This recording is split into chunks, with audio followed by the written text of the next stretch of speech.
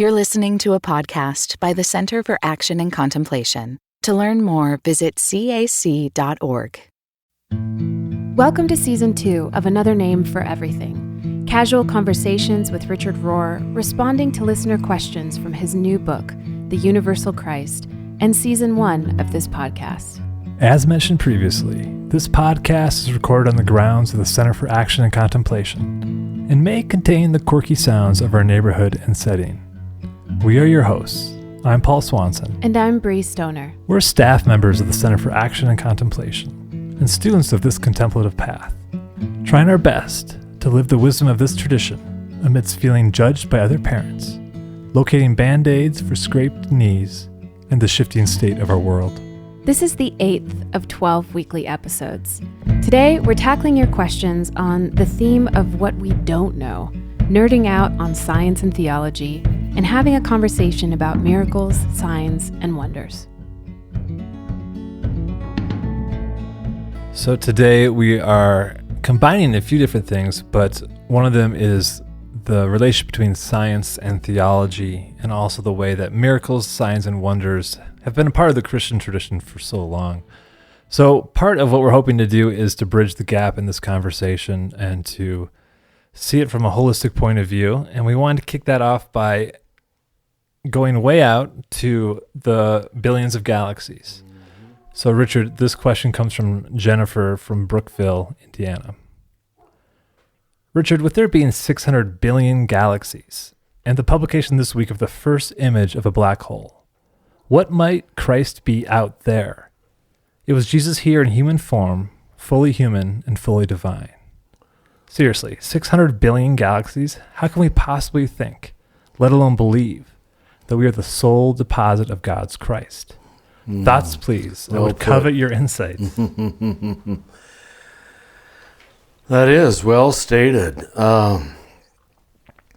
It's the absolute immensity of the universe that, even the Psalms talked about, but had no ability to actually quantify the way we do now, that is forcing us to a re-imaging of God, because we now realize we had pulled God into this one planet based on this one storyline. And you're used to me saying, but it makes the point, dependent upon one sin committed between two rivers in the Middle East, that the presence of the divine in this universe and the Christ could not be codependent upon one little mistake human beings made.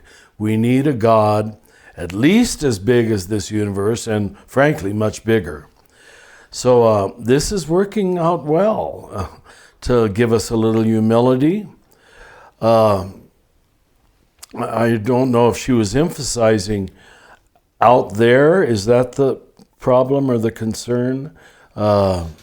Maybe like expanding our notions of Christ beyond just our planet and our creation understood as our world, to include these 600 billion galaxies. Yeah. I mean, I can't even understand that. Yeah, we can't. We're not just the special galaxy. We can't formulate thoughts of infinity or eternity.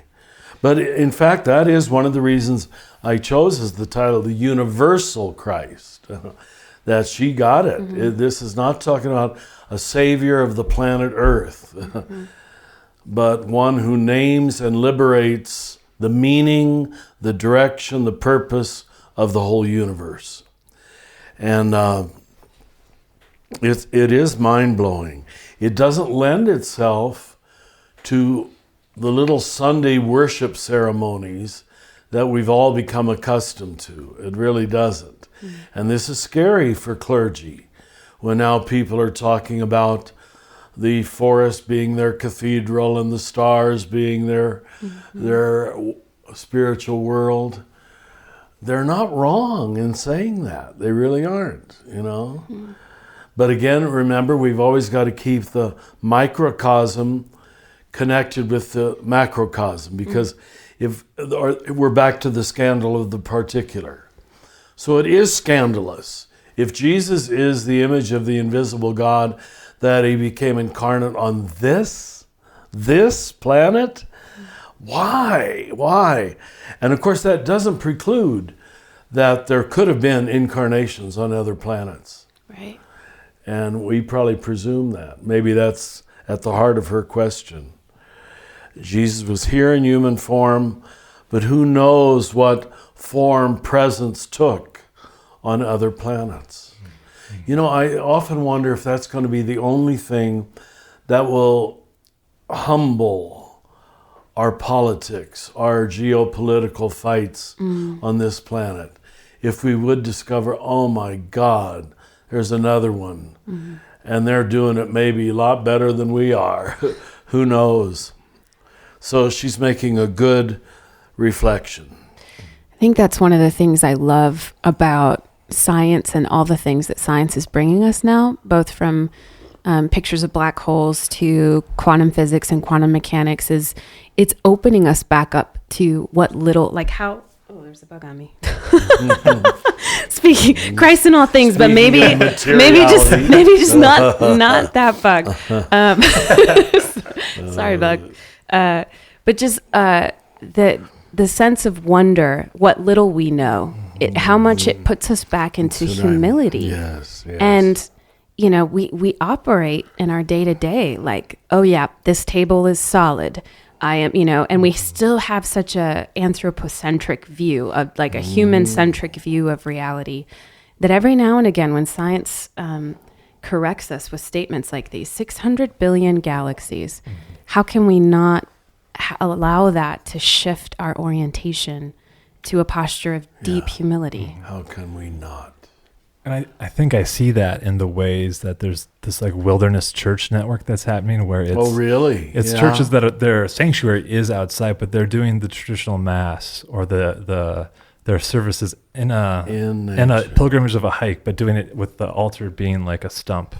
And the homily being given in front of that altar, and people collect things to bring to the altar. And there's something about that humility of, this is another sanctuary, this is another space where that microcosm is connected to that macrocosm in very concrete ways by bridging their religion with that. I also really like what you said, Richard, which is what you just brought up, Paul. The microcosm is an image of the macrocosm, which allows us a different way to interpret even our own spiritual tradition. It's a microcosm of a macrocosm story.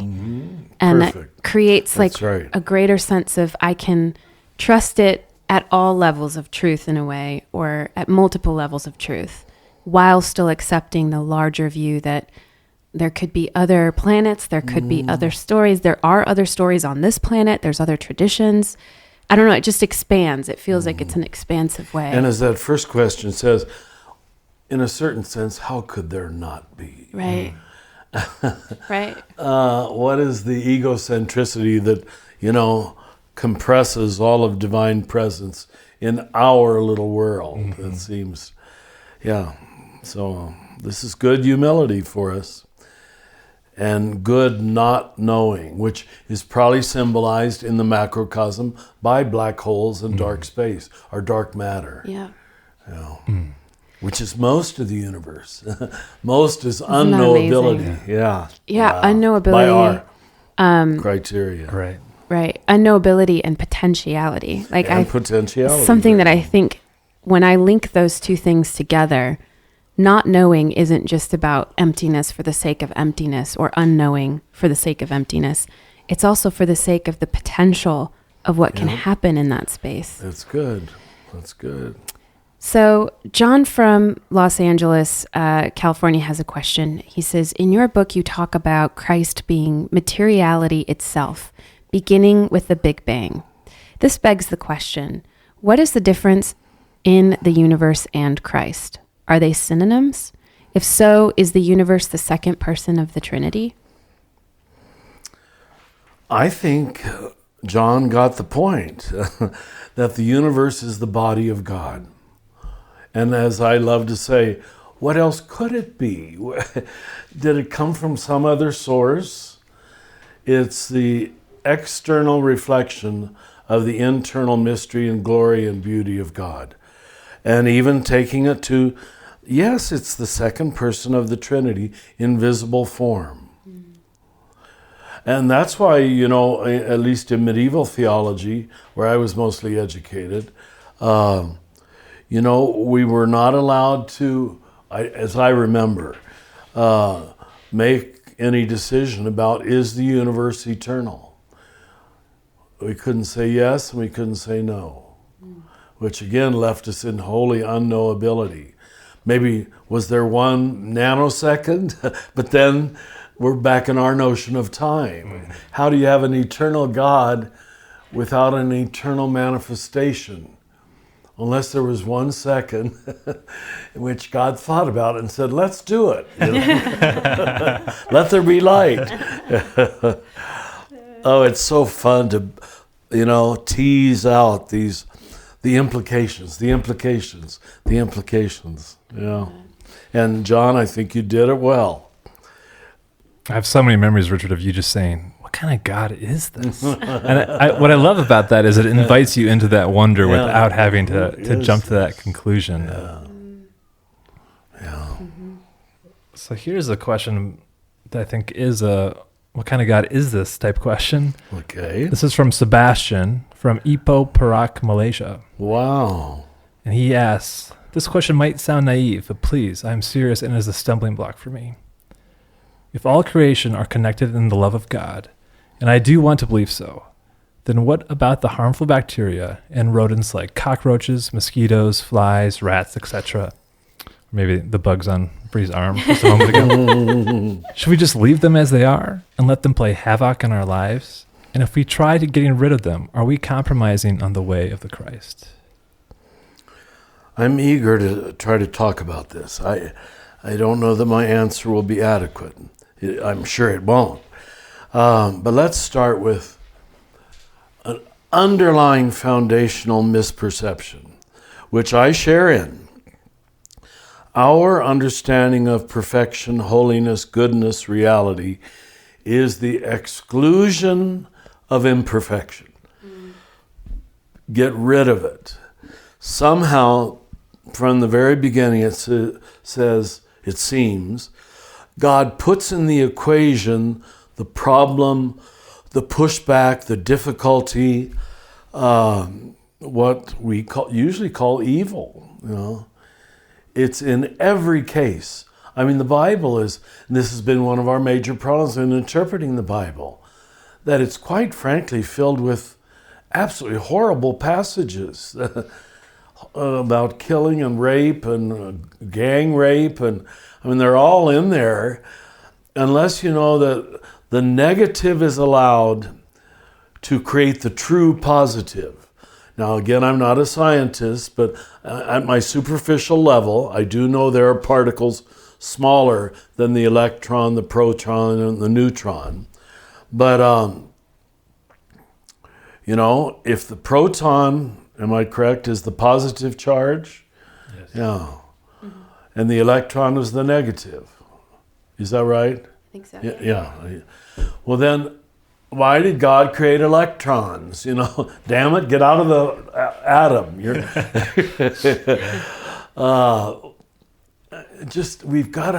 We can't resolve this.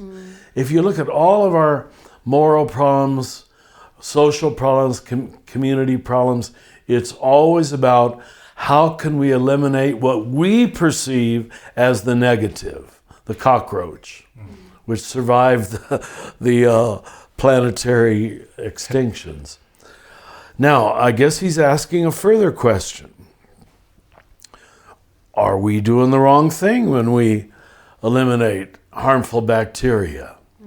I just had, bronchitis. Is that a virus or bacteria? I don't know.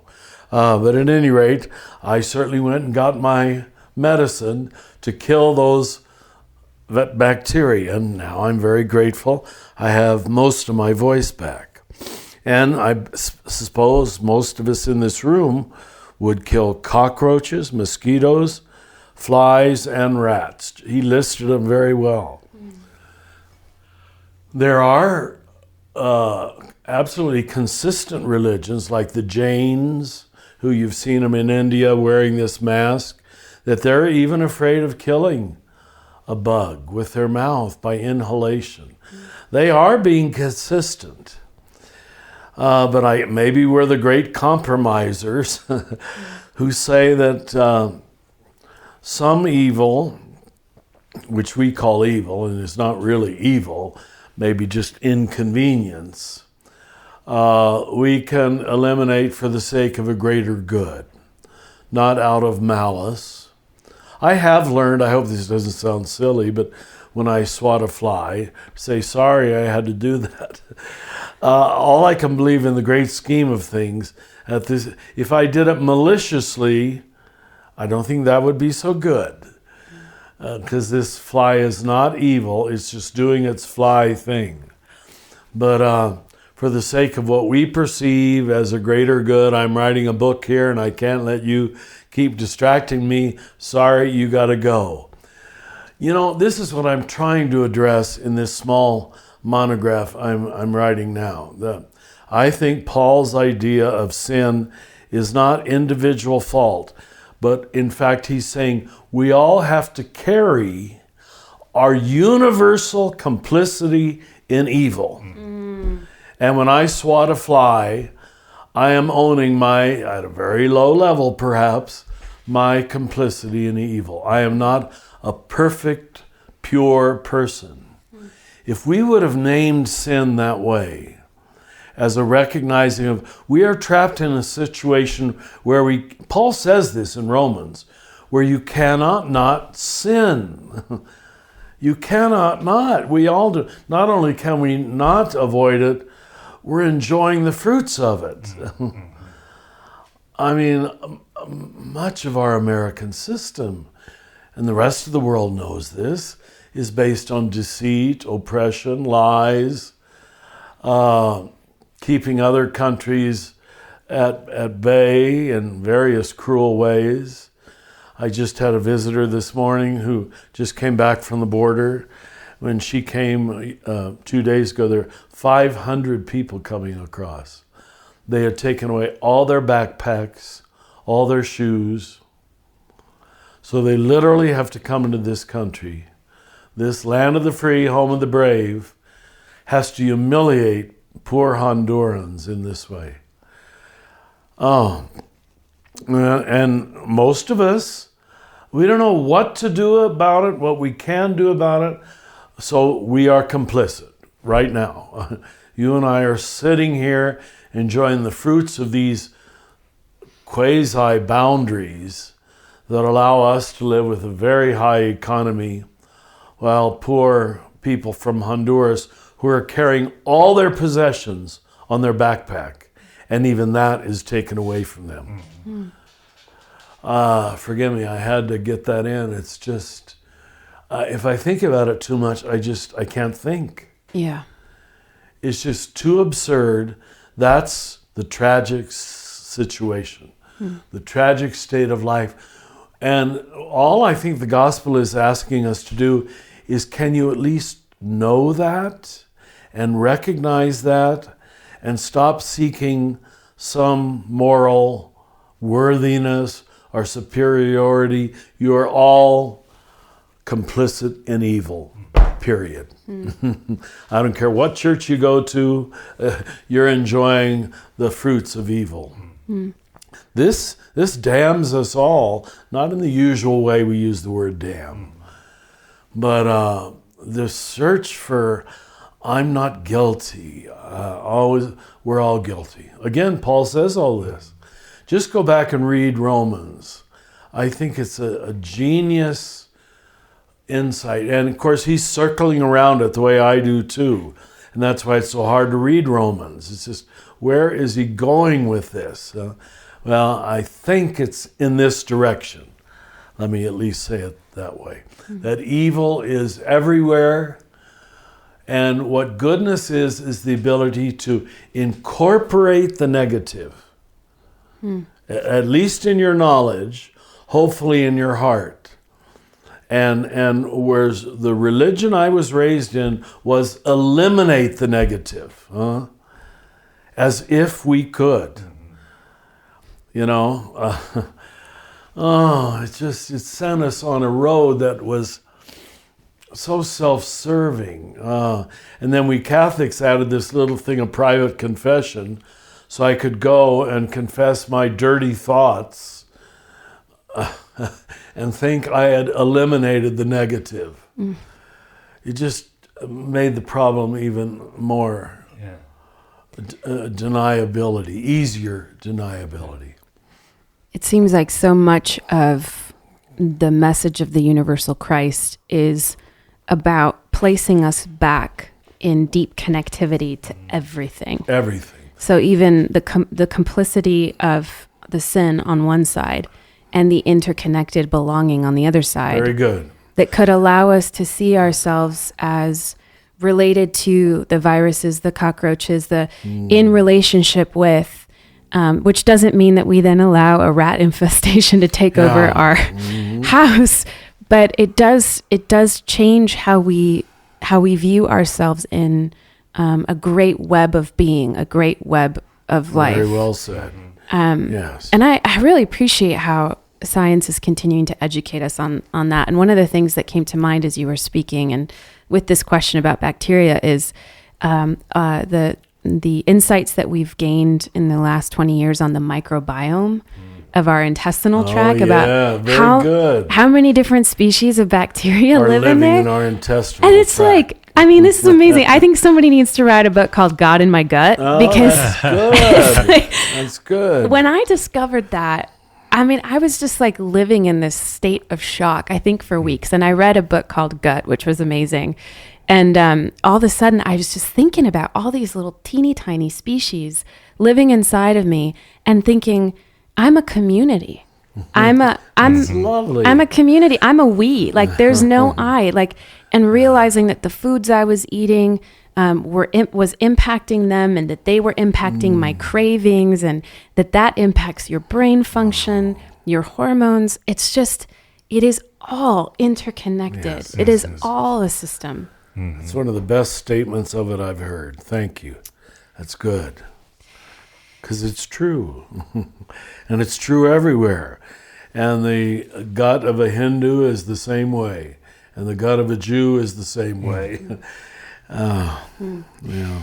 I think this next question, you're already starting to tease out about our relationship to nature and how we think about what ultimate victory could look like, or ultimate fulfillment. Paul from Portland says, in nature, we do see a pattern where strong creatures are consuming weaker ones, black holes sucking in energy and living matter into permanent frozen stillness, and the current scientific prediction that the universe's endless expansion will end in a heat death and permanent separation. I think that's one of the many theories going on. I never heard that one. Well, I think, as always, there's multiple theories, right? It's one, yeah. He says, one of the pillars of the evangelical worldview, which is his own worldview of origin, is that something fundamental needs to change in nature in order for good to have final victory. They hope for a second coming, an end of history after which the rules of the game, the nature of nature, will have changed. His question is, what are we to do with this? Does something need to fundamentally change in nature for the way of God, love, relationship, goodness to have final reality? The only way I can understand the end of time, the second coming, the day of Yahweh, the second coming of Christ, is as a triumph of love. In other words, I think still at the very end, there will be evil, there will be cockroaches, there will be, and the first community I started in Cincinnati, the scripture I chose was based on that last chapter in the Bible, where the new Jerusalem, the new city, the new eon, descends from the heavens as a pure gift. We've been working for it here, but in the end, it's the final great act of grace. It is given as a gift. I think that's what the microcosmic moment of the resurrection is saying. Just know, all of these crucifixions are going to lead up to a grand resurrection given by God. But does something fundamental change in nature? No, I think human nature will still be egocentric. Probably will still have violence. I don't think that's going to go away. That doesn't mean we shouldn't work for it or in ourselves seek to overcome it. But, both Jesus and Paul used the metaphor of leaven, which is a very humble metaphor. That they seem to say what was happening was God planting a yeast inside of creation, which is not, yes, it does influence the whole dough, but it isn't really the whole dough. It just causes it to rise. So I think people of love, what we thought was coterminous with the church, and now we know it isn't. But that's not really the point I'm trying to make, but we Christians have to be a little more humble.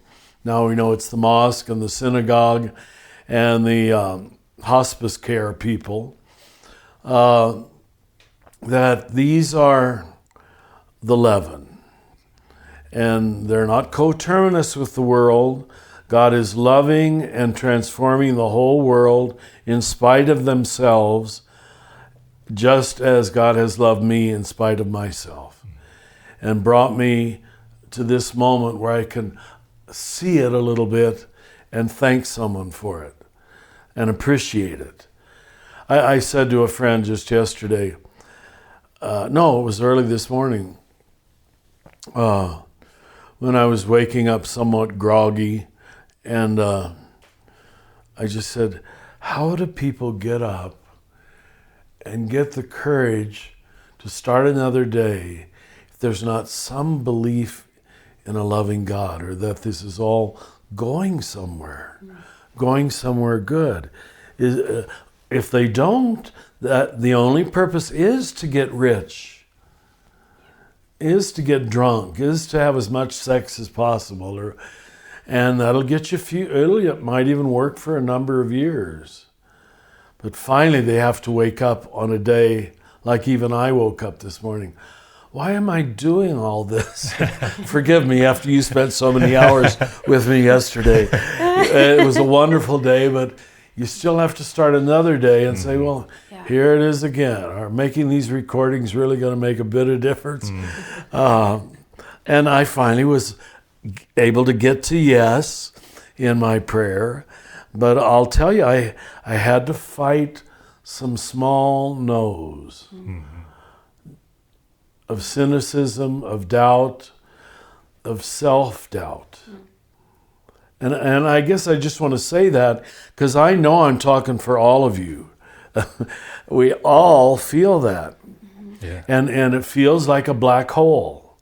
It feels like a loss of faith. And it is in a way, but it's okay. Black holes are apparently part of the deal. That reminds me, this past week, my daughter has said, why do you go to work?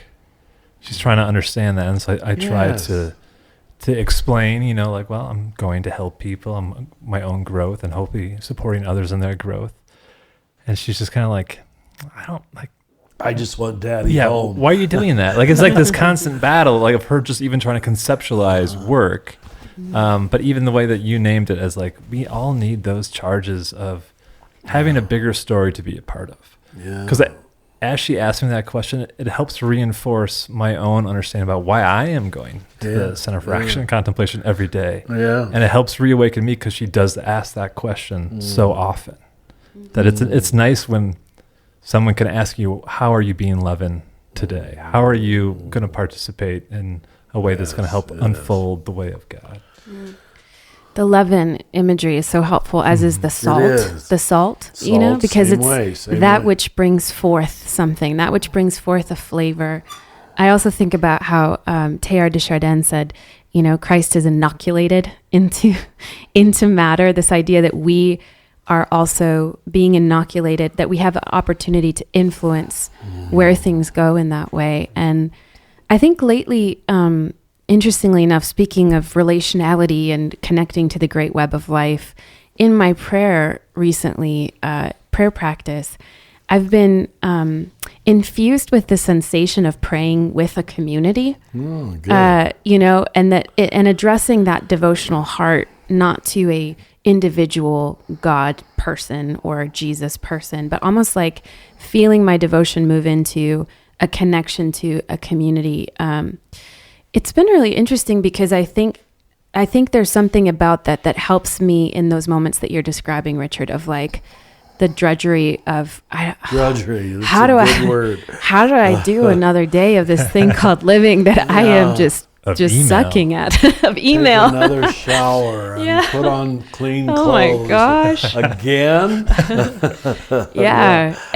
But there is something that I think when we're able to connect with our place in the greater fabric of things, that both allows us to relax, knowing that it's not just all on us, but also allows us to feel the movement and purpose of being a part of something bigger that you're describing, Paul. So it's the only way out of our radical egocentricity, knowing I'm a part, that my putting one foot in front of the other might be in union with a lady in Cambodia who just lost her baby yesterday.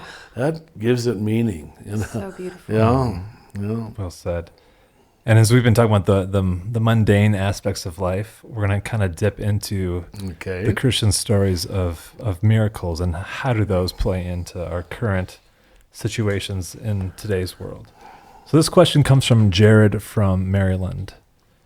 I believe that signs and wonders are absolutely not limited only to the Christian faith, or any faith for that matter, but my experiences with these miraculous moments personally, and I say this knowing full well that many have performed signs and wonders from a place of ego-driven chauvinism. But he's saying, I've always been from a heart and intention of love for my fellow sisters and brothers. Where do the prophetic signs and wonders fit in with the universal Christ? I'm going to come at it a little different way, but I hope a helpful way. It's just what comes to me this morning. What the miracles of Jesus, the signs and wonders, the prophetic signs and wonders in the Hebrew scriptures too, are saying, give God grace. Let's just use the word grace instead of God. That grace can create room for exception. It is not an inexorable wheel of certitude, of causality. Leave wiggle room around everything for something more, something better, something good. Now, when you first hear them, as we all have to, we like magic. You see this in our love of, what are the novels everybody's reading? Game of Thrones. Well, you mean Harry Potter? Yeah, Harry Potter. Yeah. I haven't read one. I'm sorry. They must be wonderful. But they do reflect this love of magical thinking, which is okay. I think it's sort of red level, but also our superheroes, Yeah. There's so many superhero movies and Star Wars that Paul Thompson is representing with his T-shirt today. Look at him. But I think you're right. You're intuiting that there's a craving for magic. Yeah. Just an awe before magic, because it's breaking the laws of causality, what I call the inexorable wheel of certitude and definitiveness. It gives space, it gives freedom for otherness, for surprise, for difference. And that's what I believe God is planting in history. Don't feel that your future is definite, certain, entrapped, which is hopelessness. So this is saying it a little different than just, the magic wand that makes the hand return or something like that. I know that'd be the first level understanding of most miracle stories. But why does Jesus say you're going to do greater things? I think he's talking about the kind of things you and I are lucky enough to be involved in, that we we get letters and cards every day of people saying, it changed my life. It saved my life. I think I got 2 like that yesterday. Now, I didn't change her life. I didn't save her life, but somehow maybe words I said or words I wrote, the 2 charges met, us placing the word out there and her readiness for it, and she has changed. That's just true. You don't have to have a supernatural explanation. That's also the way things work. Also. Mm-hmm. So the miracle stories are making room for for something more. Without it, to live in a world of absolute certitude is very deadening, and it's very hopeless. And to hope that there could be a difference, a change, makes you work for it, ironically. Mm-hmm. And that's your wanting of it. And why would God give a gift to someone who didn't want it? Mm-hmm. So we first got to be the wanting. And that's symbolized by Mary's let it be, We always have to state our let it be, or I don't think it happens. Mm. Yeah. Well, one of the things that is so interesting about a lot of the quantum physics stuff that's coming our way, this idea that reality is impacted by the observer, for instance. Yes. And I'm going to butcher this. If you're a scientist, just forgive me for this, by the way. I do not know what I'm talking about. But also the idea of emergence, that in the natural world, things can emerge out that have not previously been in. In other words, that they're not an ingredient that was pre-existent, but that new things can emerge in this universe. These are things that show us that what is possible is so much greater than our minds have rationalized away. And I think about how much the Enlightenment has made us obsessed with rationality. And that which we can see and that which we can touch and that which makes sense to our minds based on the philosophical frames that we've been given and that we're comfortable with, it's no wonder that we're not participating in or being witnesses of more signs and miracles. I think in some ways we're the ones limiting what's possible by our, with our own views and paradigms. Yeah. That reminds me of the metaphor you were talking about yesterday, Richard, of the closed system. Yeah. And not much can happen of new emergences or potential in a closed system. Yes, that does build nicely. In a closed system, what I was calling the inexorable wheel of certitude. That's a closed system. Yeah. I don't know if I've said this on the podcast before, forgive me, but that story of when Jesus is out walking on the water and Peter climbs out of the boat and he starts to sink. And a friend of mine gave me kind of a Jewish midrash perspective on that, where he said, notice that when Peter starts to sink, Jesus says, "Oh, ye of little faith, why did you doubt?" Notice that Peter would not have been doubting Jesus because Jesus is just fine on the water, standing on the water. What Peter is doubting is himself. His capacity to be as Jesus was, or to live out a reality that didn't make sense, that was beyond the laws of nature. And so in some ways, I think so many of the healing stories of Jesus, he's saying your faith is healing you. Your capacity to believe in something that is not yet or that is not of this world, and your capacity to believe that you're not limited by the stories, the narratives, the wounds you've been given, is what heals you. There you go. Right. And you think about all these folks who come from hardship and trauma, where they start to believe it all. If they stay in that storyline, then they stay closed in some ways, right? We all know stories of folks who have almost like bought into an alternative way of being that has allowed them to heal from those past oppressions and trauma, to be an incredible contribution to a new way of being, right? It's more of an open system versus the closed family storyline they were in. So to close out this exciting conversation on what little we know, both in science and in the miraculous, Rebecca from Alabama asks us this question. I struggle because if God does not manipulate humanity by causing tragedies in order to teach lessons, then why would God manipulate in a positive way? She's referring to miracles. However, there have been times and situations in my life that certainly seemed far more than coincidental or convenient. In other words, I think this is very subtle and nuanced. She's saying, if God isn't manipulating things in a negative way, why would God manipulate things in a positive way in the miraculous? The first thing that comes to mind is manipulate the wrong word in both cases, you know. If grace is inherent to reality from the beginning, the seed planted inside of everything, then everything is programmed to move toward greater fecundity, greater expansion, greater goodness and life and truth and love. So when it doesn't move in that direction, but it moves toward tragedy, we're saying this is not grace at work now. This is, however, life and death cycle at work, which we can accept, I hope. It's still hard to accept. So the life and death cycle is at work, and planted in the middle of that is the seed of grace and everything that gives us the way out. But it's not manipulation in either case. We used to call it the God of the gaps.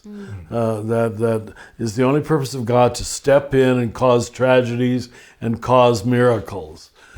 No, God is permanently engaged, always moving everything toward greater life, but here's the rub, through the pushback of death. That's why the Christ had to become crucified in Jesus. To say this is a part of the mystery of Trinity itself. There is self-emptying. There is, as Carl Jung isn't afraid to say, there's even a kind of darkness in God, or at least the acceptance of non-fecundity, non-success, non-fullness. That was always hard for us to accept, because we said God is totally good. Yes, God is totally good, but God's goodness includes the ability to work with badness. Right. That's the step we don't make. And it is a difficult one. I like that you've said as well, the humility and vulnerability of God that would choose to empty God's self and participate in this realm, in materiality, which means submitting to the laws of nature. And I guess in some ways, one of the things I'm thinking about is if God is operating within the laws of nature that includes everything, then maybe the miraculous is God showing us what little we know about the laws of nature. That's good. You know, that it's not outside. It's not outside of our reality. It's just more, perhaps more deeply within it, more fully within it than we know how to be. I like that. And I always love when I go to feed my chickens every day, we have a compost pile. You know, we're throwing our refuge, the things that have died, the plants. And then all of a sudden, sometimes things start to grow out of it, or it will become soil that we will use to bring things to life. And that's a miracle. It feels like a miracle to me in some ways, these natural rhythms of death and resurrection. Yeah. And it's life to the chickens. They're all excited about that orange rind. That's right. I think in closing, there are so many miracles that we're witnessing. And that's not just poetry. No, it's not. It's not just poetry. Just literally is miraculous. Yeah. We have a good friend of ours on staff who's about to become a dad, and his wife, Brenna, they just went to the doctor yesterday, and she had been working and doing all these yoga positions, and the baby's perfectly positioned, and you just think about the miracle of birth. You think about everything that needs to happen in a woman's body and everything that needs to happen with that baby and all the different steps and movements that need to take place for a child to be born. I mean, it's just miraculous. Yeah, there's an hour show on that. It's something like 139 things, I'm just pulling them up, that have to go right. Right. Right. And in proper sequence. Yeah. For a baby to be born. Yeah. And we don't have anything to do with it. Yeah. We're just waiting for it. Yeah. If So maybe that's not miracle, my goodness. Right. The poet Rilke says something like, if you can't find something to write about, don't blame your world, blame the poet. I'm butchering it, but it's something along the lines of, we're the ones who need to foster the kind of presence that can see these miracles and be witnesses to them. So in that vein, Richard, where have you experienced, or when have you experienced in the past week, one of those moments of, oh my God, this is miraculous? I'm back to my nature shows again. You're going to have your own nature show pretty soon. We're going to make it the Rohr channel of nature shows. They have these herds of wildebeest in Kenya. Just seemed like hundreds of thousands as far as the eye could see, And then one little wildebeest stops and gives birth. And all those steps that I was saying in the human, 139 is the number I picked, apparently it would be the same in this little baby wildebeest.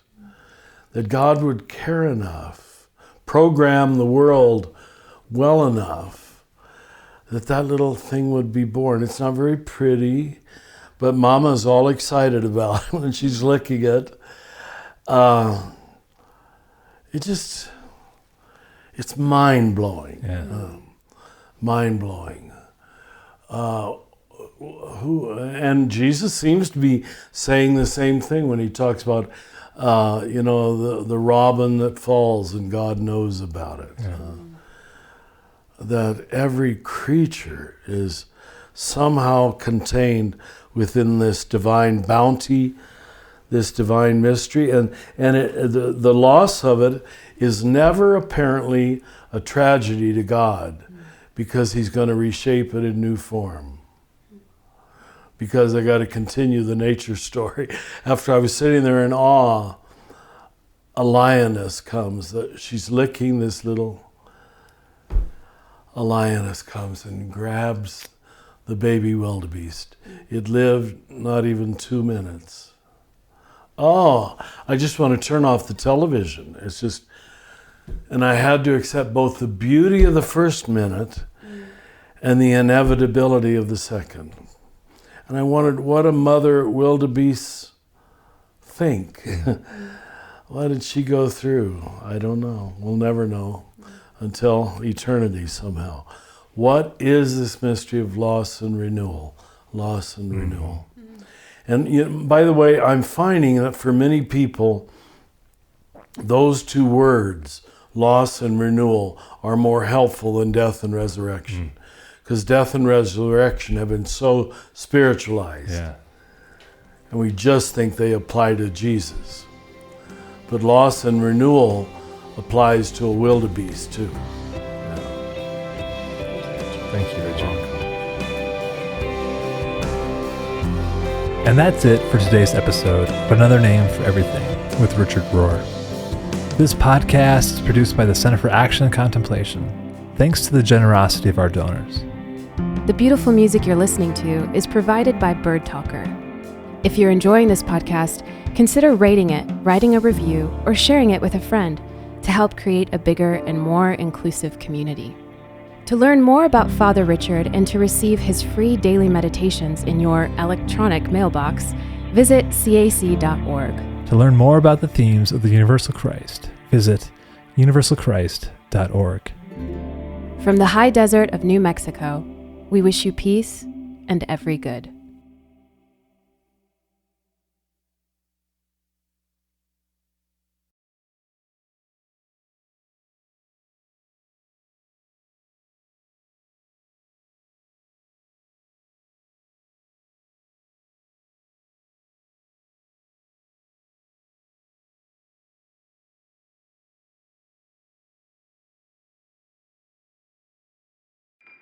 Do you feel called to walk a more contemplative path?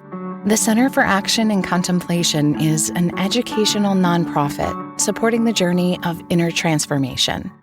Our programs and resources will help grow your consciousness, deepen your prayer practice, and strengthen your compassionate engagement with the world. Learn more about our resources, such as publications, podcasts, email series, and events at www.cac.org.